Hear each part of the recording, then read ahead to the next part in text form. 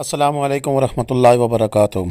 अल्लाहुम्मा सल्लि अला मुहम्मदिन व अला आलि मुहम्मद कमा सल्लैता अला इब्राहीम व अला आलि इब्राहीम इन्नका हमीदुम मजीद। अल्लाहुम्मा बारिक अला मुहम्मदिन व अला आलि मुहम्मद कमा बारकता अला इब्राहीम व अला आलि इब्राहीम इन्नका हमीदुम मजीद। लातादात दुरूद व सलाम मेरे और आपके प्यारे तसुने तमन्नों आका हज़रत मोहम्मद मुस्तफ़ा सल्लल्लाहु अलैहि वसल्लम पर, आपकी आल पर और आपके असहाब पर। जी अज़ीज़ दोस्तों, आज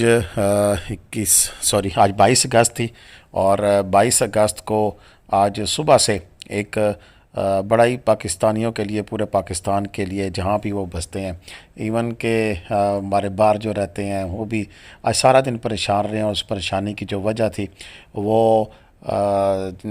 जो हमारी इसमें बडग्राम का इलाका है, तहसील लाई, उसमें एक चेयर लिफ्ट यानी कि डोली लिफ्ट जिसे कहते हैं, जो बेसिकली इस्तेमाल होती है एक दरिया के किनारे से दूसरे किनारे तक जाने के लिए या एक पहाड़ से दूसरे पहाड़ तक जाने के लिए शॉर्ट रास्ता जो अपनाया जाता है उसके लिए। और उसमें सुबह सुबह स्कूल के बच्चे जा रहे थे। सुबह 7 बजे के करीब यह वाक़या पेश आया, जिसके अंदर 8 कुल लोग थे, जिसमें 6 स्टूडेंट थे और शायद 2 उनके साथ साथ थे। और अभी तक भी सोशल मीडिया के हवाले से या दीगर तमाम चैनल्स के हवाले से सारी मुख्तलिफ़ ख़बरें दे रहे हैं। लेकिन खुशाइंद बात यह है कि अब रात के तकरीबन 12 बजने वाले हैं और आज अब से आधा घंटा पहले ये रेस्क्यू ऑपरेशन जो है उनको उतारने के लिए, जो उनकी डोली मुअल्लक हो गई थी रास्ते में और उसके 2 रस्से टूट गए थे, एक रस्सा बकाया था जिसके ऊपर वो झूल रही थी और उसके अंदर ये सारे अफराद तकरीबन 12 से 14 घंटे यानी 7 से 7 12 घंटे करे। और फिर अभी ये 11 तकरीबन 14-15 घंटे तक ये बेचारे वहाँ पे रहे और ज़िंदगी और मौत की कश्मकश में और वहाँ झूलते रहे। और दिन भर से ही कोशिश जारी रही। सबसे पहले इंतज़ामिया, लोकल इंतज़ामिया ने कोशिश की लेकिन उनसे हल ना हुआ, तो फिर उन्होंने ख़त लिखा और फिर फ़ौज को तलब किया गया। फ़ौज के हेलीकॉप्टर आए और इस यहाँ पर फ़ौज के SSG कमांडोज़ ने भी हिस्सा लिया। और दिन को शदीद हवा के दबाव की वजह से, या सोशल मीडिया पे लोग बस पता नहीं किसके कहने पे आकर उल फुल बक रहे हैं, जबकि हमारी आर्मी के जवान सुबह से यहाँ पे मौजूद थे। उसके साथ दीगर जितने भी इदारे हैं, ज़िले इंतज़ामिया है वहाँ की, उसके अलावा रेस्क्यू 1122 की मैंने शाम को आपको बता दी थी अपडेट की, उनकी टीमें पहुँच चुकी थी। उसके अलावा लोकल लोग भी थे यहाँ पर, लोग जो इन चीज़ों को ऑपरेट कर रहे होते हैं, चला रहे होते हैं, तो वो लोग भी एक्सपर्ट होते हैं। तो सब ने मिलजुल कर एक कौम बनकर, यकजान होकर, और हर किसी ने अपने अपने ज़िम्मे की जो ड्यूटी थी उसने पूरी की। इवन जिसके ज़िम्मे नहीं भी थी, मसलन एक चीज़ बड़ी एक खुशाइन देखी कि लोगों ने पूरे इलाके के लोगों ने जाल इकट्ठे किए और नीचे जाल भी लगा दिए कि अल्लाह ना करे कोई गिर जाए तो उसको भी बचाया जा सके। और वॉलंटियरली लोग नीचे खड़े रहे कि अगर कोई इस तरह का कोई वाक़या हो जाता है तो वो अपनी जान आके पेश कर देंगे।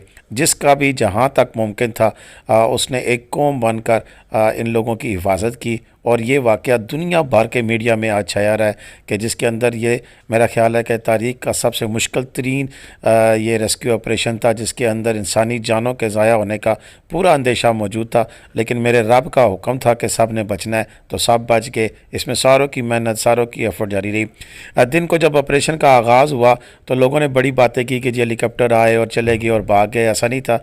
उसमें ये पूरी तरह प्लानिंग करनी होती है, असेसमेंट करनी होती है कि कौन सी जगह पर क्या होगा और कैसे ऑपरेशन किया जाएगा और किस तरह उसको मेंटेन किया जाए। इसी हवाले से पहले उन्होंने इस चीज़ को एनालाइज़ किया, लेकिन उसको मौके के मुनासबत से वहाँ की आबो हवा ने, वहाँ पर जो हवा का प्रेशर था उसने इजाज़त ना दी थी कि इस ऑपरेशन को कंटिन्यू करते। लेकिन उसके बावजूद उन्होंने रिस्क लेते हुए जो छोटे 2 बच्चे थे उनको पहले रेस्क्यू किया और उसके बाद फिर रेस्क्यू करते करते फिर आगे बढ़ते गए। फिर शाम को एक वक्त ऐसा भी आया कि जब हेलीकॉप्टर्स के ज़रिए रेस्क्यू करना मुमकिन नहीं रहा था, कि जिसमें मौसम की ख़राबी थी, रोशनी का ख़त्म हो जाना था, तो उसके लिए प्लान B तैयार था उनका। और जिसमें रेस्क्यू की टीमें पहले आके पहुँच चुकी थी और उसमें माहिर जो ज़िप लाइन के माहिर हैं जो कि रस्से के साथ मूव कर सकते हैं, उनको भी बुलाया हुआ था। लोकल जो माहिदीन थे उनके साथ बैठकर एक छोटा सा जरगा भी किया गया, जिसके तहत पुलिस, इंतज़ामिया, फ़ौज सब ने मिलकर एक लाएअमल बनाया। और उस लाएअमल से फिर आहिस्ता आहिस्ता करते करते पहले 2 बच्चे, फिर 3, 4, 5, 6, 7 और यूँ रास्ते में कई मुश्किलात भी आई और उसके बाद अब ये हम अल्हम्दुलिल्लाह ये ब्रेकिंग न्यूज़ आपको दे रहे हैं। इससे पहले भी शायद न्यूज़ आपको मुख्तलिफ चैनल्स पे मिल चुकी होंगी, लेकिन इतनी डिटेल नहीं आपको मिली होगी कि एक्चुअली जो सारा दिन में वाक़यात हुए हैं उसमें किस किस तरह किस किस बंदे ने हिस्सा लिया और किस तरह ये अपने पाया तकमील तक पहुँचा। और इस वक्त जो जिन पेरेंट्स हैं उन बच्चों के, उनकी खुशी जितनी है, अहले इलाका की खुशी जितनी है, पूरी कौम पूरे पाकिस्तान की खुशी जितनी है। और जिन लोगों ने भी इस ऑपरेशन में हिस्सा लिया, जो भी जिस भी महकमे से तल्लक रखते थे, इंडिविजुअल्स थे, लोकल थे, मुकामी थे, सब ने भाईचारे की जो फ़िज़ा जो दिखाई है, जो आपस में इज्तिमाइयत दिखाई है, आपस में यकजान होना दिखाया है, ये शायद पाकिस्तान के लिए एक बहुत बड़ा मौका है कि किसी भी मुश्किल सूरत में अगर हम इकट्ठे हो जाएँ तो इंशाल्लाह कामयाबी हमारी है। और आपस में एक दूसरे के दस्तों गिरबान ना हो। मैं सोशल मीडिया पर पोस्टें करने वालों से भी ज़रूरी ये कहूँगा कि खुदा के लिए अपने पास डजे ना छोड़ें। मैं डजे ही कहूँगा कि जब आपको कायक को पता ही नहीं है तो आप कैसे कह सकते हैं जी कि ये हुआ, सारा दिन एक बच्चा भी बाजियाब नहीं हो सका। ये तो वहाँ पर ग्राउंड में जो लोग थे उन्हें नहीं पता है कि कैसी मुश्किलात थी और किस तरह ये काम पाया तकमील तक पहुँचाया गया। लिहाजा फिर भी मुझे पता है कि सारी सिनेरियो में किस तरह किसने क्या काम किया है। मेरे लिए तमाम महकमे काबिल साथ इफ्तिखार है जिन्होंने इस आज के ऑपरेशन में हिस्सा लिया और भरपूर तरीके से सबकी जान बचाने में अपना किरदार अदा किया।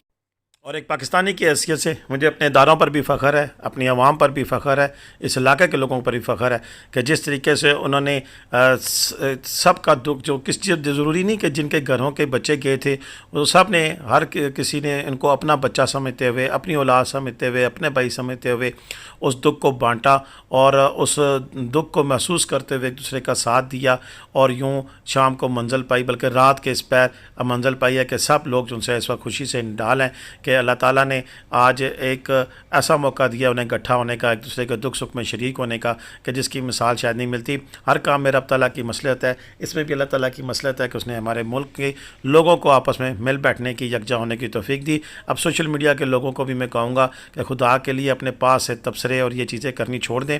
जो कायक हों उनको भी सोचने समझने के बाद आप पोस्ट किया करें, शेयर किया करें। ये बेतुकी अगियार की जंग में हिस्सेदार ना बने और अपने मुल्क के इदारों को बदनाम ना करें। साथ इजाज़त चाहूँगा। पाकिस्तान जिंदाबाद, पाकिस्तान पाइंदाबाद। जीते रहे, खुश रहे, आबाद रहे, अपनी दुआ में याद रखेगा। अल्लाह हाफ़िज़।